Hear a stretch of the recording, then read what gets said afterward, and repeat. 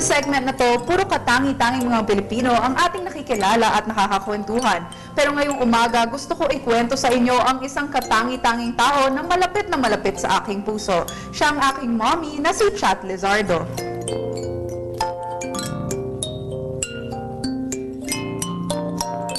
One thing na dapat nyo malaman about my mom is that she is the strongest and most determined person I know.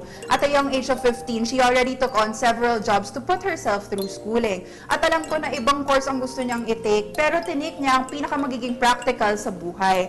Pero kahit nga ba, sobrang dami niyang kayang gawin, and let me tell you more about that.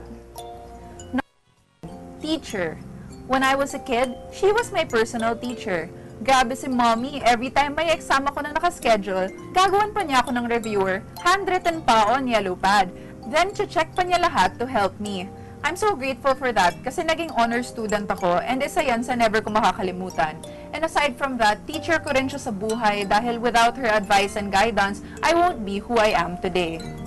Number 2, doctor. I think dati kasi dream ni mommy maging doctor or nurse. Pero kahit hindi yun natuloy, meron siyang tinatawag namin ni Daddy na magic touch.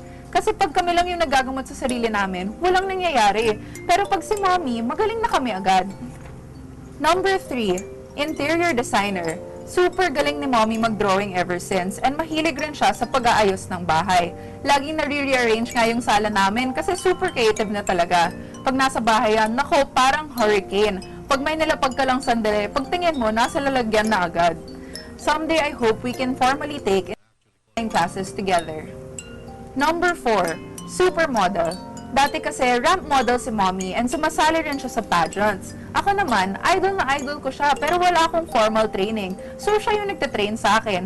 Lakad kami ng lakad sa hallway at binivideo namin. Tapos siya yung nagbibigay ng comments at siya yung tumutulong sa akin dahil kasama ko siya all the way nang sumali ako sa first pageant ko.